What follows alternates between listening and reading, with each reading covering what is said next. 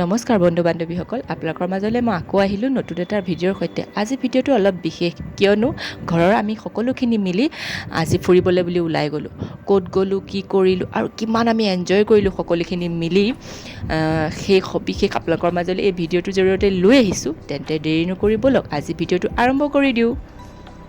বহুত দিনৰ পৰা আমি ক'ৰবাত সকলোখিনি প্লেন বনাই আছিলোঁ যে যাম বুলি মিলাই, কিন্তু সুবিধা অনুযায়ী হোৱা নাছিলে। কিবা নহয় কিবা এটা অসুবিধা আহি পৰিছিলে আৰু কেতিয়াবা হয়তো মনটো ভাল নাথাকে, কেতিয়াবা গাটো মোৰ ভাল নাথাকে, কেতিয়াবা নোৱাৰে, সকলো একো ফালৰ পৰা মিলাই নাছিলে। কিন্তু সেইদিনাখনি গধূলি ঘপককৈ চব যেতিয়া সুবিধা ঠিক হৈ আছিলে, ক'লে ব'লা কাইলৈ আমি অৰুণাচললৈ যাওঁ। মই বোলো ঠিক আছে, তেন্তে মা দেউতাকো লৈ যাওঁ। মা দেউতাকো বহুত দিন একেলগে ক'তো যোৱা নাই, গ'লে ভাল লাগিব আমি। তেন্তে ক'লে ঠিক আছে, কিন্তু ক'লে তাতে বাহিৰতে আমি সকলোখিনি খুৱাব। মই বোলো নাই, ছোৱালীয়ে যেতিয়া বাহিৰত খাই বেয়া পায়, খোৱাটো ঘৰতে বনাই নিব লাগিব। তেন্তে ক'লোঁ বজাৰখিনি তুমি কৰি লৈ আহিবা। সেই কথা অনুযায়ী বজাৰ চজাৰ কৰি লৈ আহিলে আৰু আমি সকলোখিনি ৰেডি কৰি ৰাতিপুৱা আমি সোনকালে ওলাই সকলোখিনি অৰুণাচললৈ বুলি ওলালোঁ। এইখন হয়তো দলংখন দেখি সকলোৱে চিনি পাইছে, এইখন ভূপেন হাজৰিকাৰ সেতু। এইখন মই আগতে এবাৰ আপোনালোকক দেখুৱাম বুলি কৈছিলোঁ, যিহেতু আমি তলেদি আমি খানা এটা খাবলৈ গৈছিলোঁ, কিন্তু দেখুওৱা হোৱা নাছিলে। আজি সেইটোও মিলি গ'ল। এয়া পৰিৱেশটো চাওকচোন, অৰুণাচলৰ ইমানেই ধুনীয়া ন, চবফালে সেউজীয়া। গ'লে যে মনটো একদম ভাল লাগি যায়। যিমান গৰম হ'লেও তাত কিন্তু একদম ঠাণ্ডা পৰিৱেশ এটা থাকে আৰু বতাহ এচাকি মাৰি থাকে। গৈ থাকোঁতে আকৌ ক'লে ৰ'বাচোন, এই দোকানখনতে খুব ধুনীয়া পেৰা পায় বোলে, তাৰ পৰা লৈ লওঁ, আমি খাব পাৰিম। আৰু কথা অনুযায়ী তাত সোমালোঁ। জেগাটুকুৰাও বৰ ধুনীয়া, ইমান ধুনীয়া মন্দিৰ এটা আছে। মই বোলো অকণমান ভিডিঅ' কৰি ৰাখোঁচোন। তাৰপিছত এয়া লৈ ল'লে পেৰাটো সঁচাকৈ খাবলৈ কিন্তু বিৰাটেই ধুনীয়া। পেৰাকেইটা দেখি নিশ্চয় সকলোৰে খাবলৈ মন গৈছে, বিৰাটেই ধুনীয়া। কিন্তু কেতিয়াবা যদি আলুবাৰীৰ ফালে আহে, দোকানখন যিহেতু দেখাই দিছোঁ, এইখিনিতে একজেক্ট মই জেগাটো চিনি আপোনালোকক ক'ব নোৱাৰিম, মানে জেগাবোৰ মই ভালকৈ চিনি নাপাওঁ, কিন্তু আলুবাৰীতে বুলি জানো। আপোনালোকে কিন্তু লৈ খাব পাৰিব দেই, বিৰাট ধুনীয়া আছিলে খাবলৈ। আৰু ৰাতিপুৱা লৰালৰিকৈ আহিলোঁ যিহেতু, সকলোকে চাহ তাহ দিলোঁ যদিও মই ইমান লৰালৰি হ'লে মোৰ খাবৰ ইচ্ছা নাযায়। সেইকাৰণে চাহ বনাই লৈ আহিছিলোঁ। জেগাটো ইমান ধুনীয়া জেগাটুকুৰা পালোঁ, ক'লোঁ ৰখাচোন, বিৰাট ধুনীয়া ঠাণ্ডা এটা পৰিৱেশ, এইখিনিতে বোলো চাহ অকণমান খাই লওঁ। সেইকাৰণে চাহ পাকি ল'লোঁ, খাই লওঁ। ঢলাৰ পৰাই মিঠাইও লৈ গৈছিলোঁ, কালাকন, বৰ ধুনীয়া খাবলৈ। আৰু আমি সকলোৰে বহি চাহকণ খাই লওঁ। আপোনালোকে আমাৰ লগে লগে ব'লক, ধুনীয়া ধুনীয়া আজি পৰিৱেশ দেখাই যাম আপোনালোকক।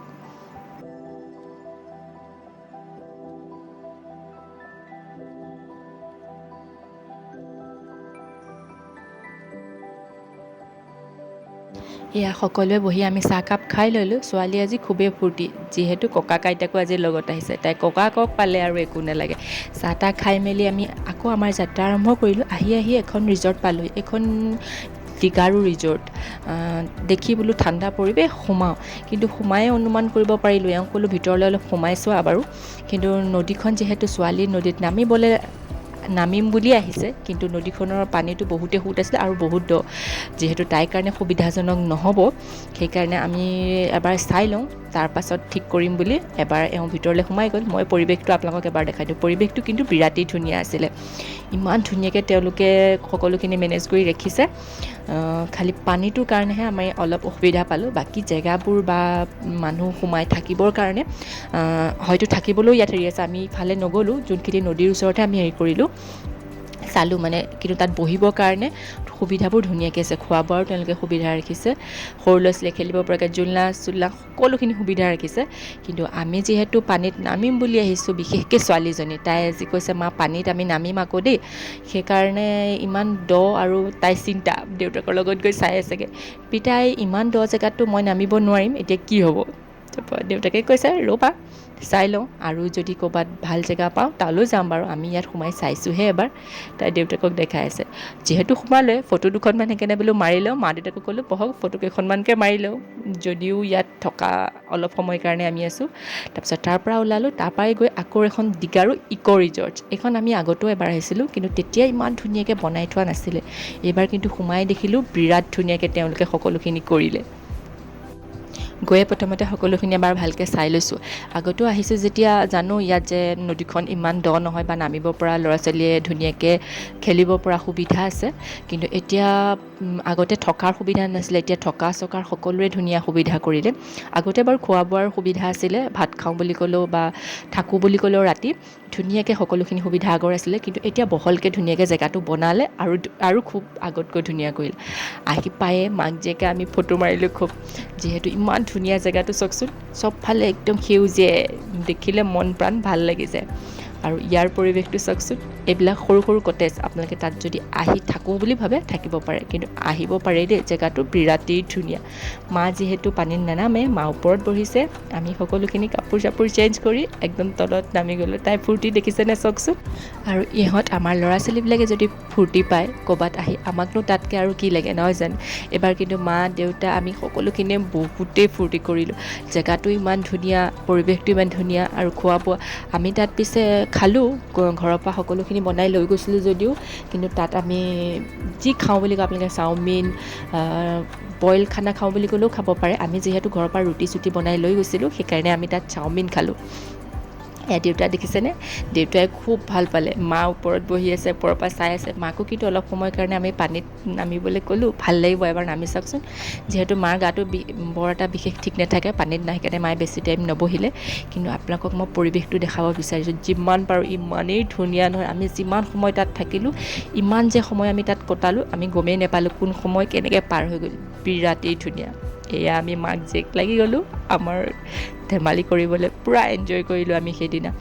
ইমানেই যে ভাল লাগিলে দিনটো পাৰ কৰি। মানুহে আচলতে ব্যস্ততাপূৰ্ণ জীৱনৰ মাজত কিছুমান সময় নিজৰ আপোনজনৰ কাৰণে, নিজৰ ঘৰৰ মানুহৰ লগত এনেকৈ কটাব লাগে, তেতিয়া অনুভৱ হয় সময়খিনি। আৰু এই ভাল সময়খিনিয়ে বহুত দিনলৈকে মনবোৰ ভাল লগাই ৰাখে, নহয় জানো। আপোনালোকেও নিশ্চয় ছবি গৈছেই, কিন্তু তথাপিতো নিজে নিজে আমি অনুমান কৰিব পাৰোঁ যে কিছুমান সময় আমাক প্ৰয়োজন হয়। ইমান সকলোৰে সদায় নিজৰ ঘৰৰ কাম বুলিনো কিমান আমি কটাম। অকণমান সময় ওলাই গৈ ঘৰৰ মানুহখিনিৰ লগত এটা দিন যদি কটাওঁ, সেই দিনটো আমাৰ কাৰণে সকলোতকৈ প্ৰিয় হৈ পৰে।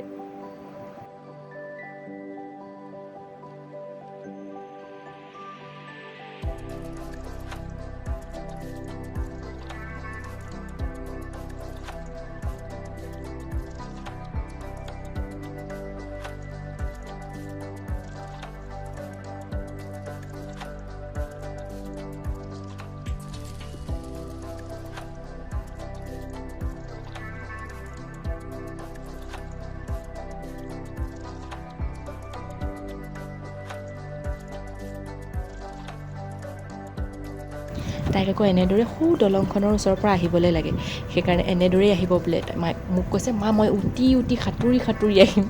তাই যে কিমান ফূৰ্তি কৰিছে নহয় সেইদিনা। মই বোলো ঠিক আছে ৰ'বা, বাৰু খোজকাঢ়ি চাই লওঁ, যদি সেইখিনিৰ পৰা সঠিক থাকে জেগাটো, বৰ বেছি দ নাথাকে, তেতিয়া তুমি যাব পাৰিবা বুলি তাইক সেই জেগাটোৰ পৰা এবাৰ খোজকঢ়াই আনি চালোঁ। নাই ঠিকে আছে জেগাটো, তাই আহিব পাৰিব।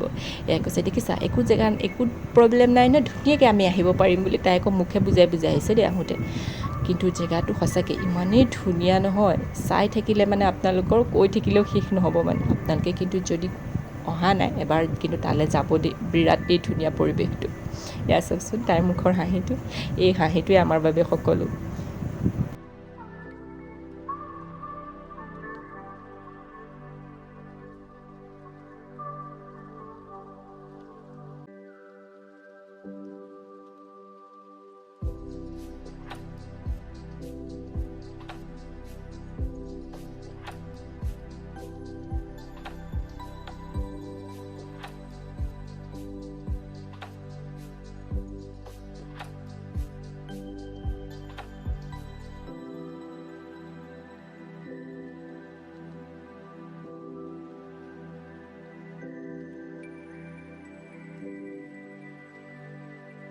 তাই যেতিয়া ভালদৰে খেলি আজৰি হৈ গ'ল, কিন্তু তাই মন ভৰা নাই, যিহেতু আকৌ বেছি টাইম পানীত থাকিবলৈও দিব নোৱাৰি। সেইকাৰণে তাইক বোলো ব'লা এতিয়া আইতাকো অলপ সময় নমাই আমি ফটো কেইখনমান মাৰিলোঁ, যিহেতু স্মৃতিৰ কিছুমান আমাক প্ৰয়োজন।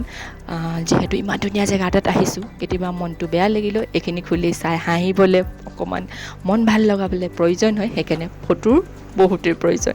আৰু মই গৈছোঁ যেতিয়া ফটো নামাৰিম হ'ব পাৰে জানো, পূৰা ফটো মাৰিলোঁ। ফটো মাৰি লৈ ধুনীয়াকৈ খালোঁ আমি তাতে। খাই বৈ বৰ বেছি খোৱা নাই, যিহেতু আমি খানা লগত লৈয়ে গৈছোঁ। চাওমিন আৰু আমি মাজা খালোঁ।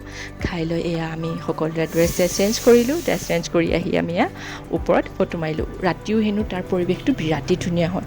এইবিলাক ইমান ধুনীয়াকৈ ডেক'ৰেশ্যন কৰি ৰাখিছে, তাইত হেনো লাইট জ্বলে, বিৰাটেই ধুনীয়া লাগে ৰাতিৰ পৰিৱেশটোও বোলে। ছোৱালীৰ কথা আমিতো এইবাৰ ৰাতিৰ পৰিৱেশটো নেদেখিলোঁ, ইমান ধুনীয়া বোলে লাইট জ্বলে। নেক্সট যেতিয়া আহিম আমি থকাকৈ আহিম দেই।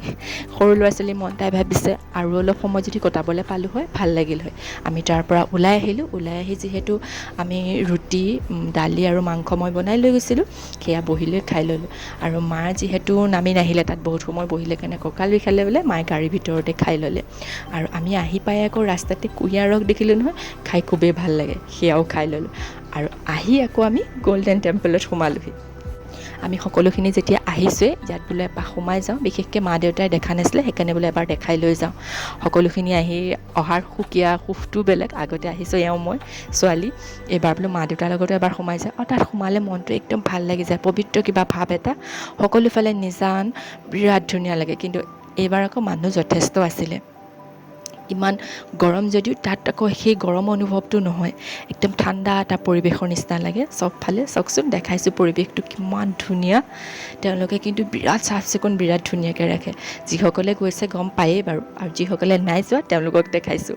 এইবিলাক স্মৃতিবিলাক ধৰি ৰাখি পাছলৈ যাতে আমি চাব পাৰোঁ আৰু ছোৱালী ডাঙৰ হৈ চাব পাৰে, সেইকাৰণে মই সাঁচি ৰাখিছোঁ এই স্মৃতিবিলাক।